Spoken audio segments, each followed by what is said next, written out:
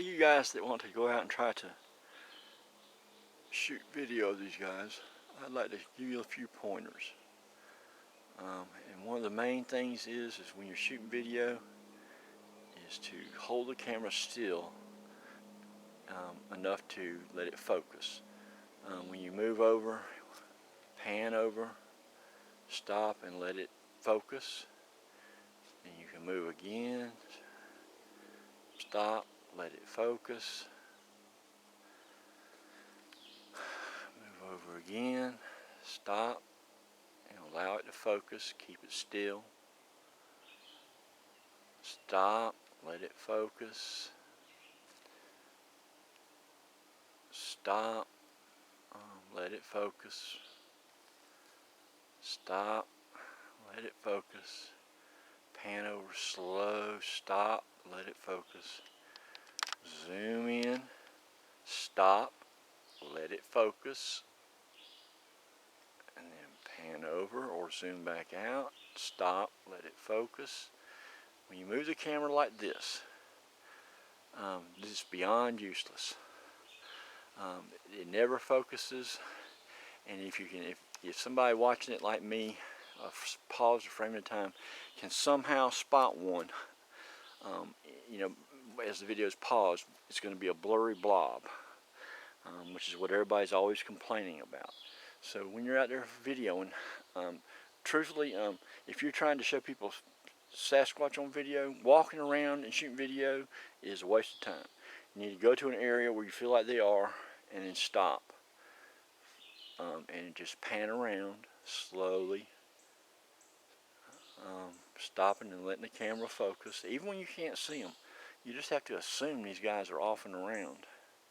Another thing about zooming, zooming is cool to zoom in to a degree, like that. But when you zoom in like this, you're wasting your time. You zoom in that tight. If he was there, or if he is there, these beings are not physical in the way that we are, and you're not going to get him. You're going to zoom in, and it's just going to disappear to the camera. So zoom is a good thing.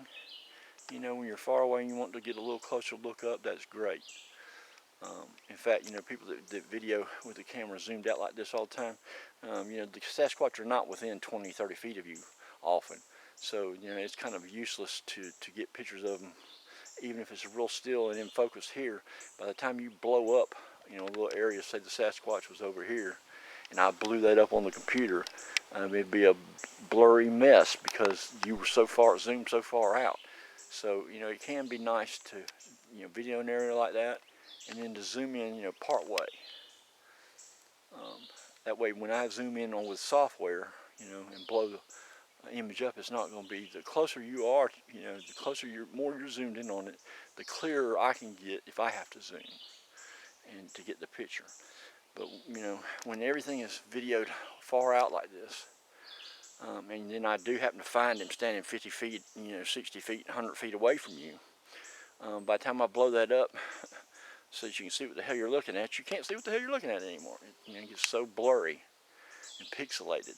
So, to zoom in part of the way is a good thing. See this big tree that's straight up in the middle back there, if you're trying to see what's in that tree, zoom in, like here.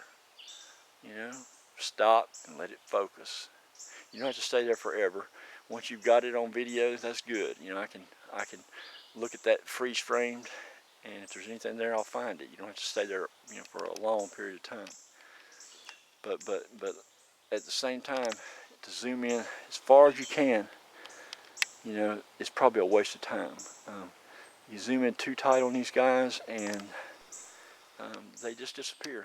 These guys are not physical in the same way we are, and there's a sweet spot when you're trying to video them, to where they show up, and where you zoom too far, and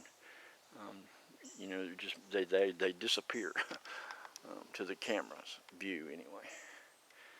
So anyway, there's a little short lesson on how to video, and the whole video that you shoot doesn't have to be like that, but you need to stop at times and give the camera time to focus.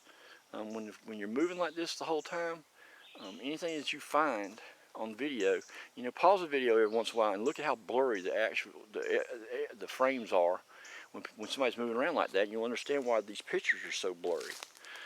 You know, they're not going to be any clearer than the video that the person shoots. You know, if the person stops and shoots video where they pause like this, and then I can look at that freeze frame, and if there's a Sasquatch there hiding somewhere, and I can find it, I can get a pretty clear image of it. If you just pan by like that, and I still spot him, but what I'm gonna get when I freeze frame that is a blurry image that is going to give you a blurry picture of the Sasquatch. So anyway, there's a little bit of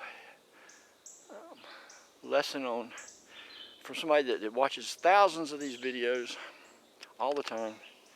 You know, I can tell you how to get to shoot video that you can go back later and look at and actually spot these guys. Anyway, have a good one.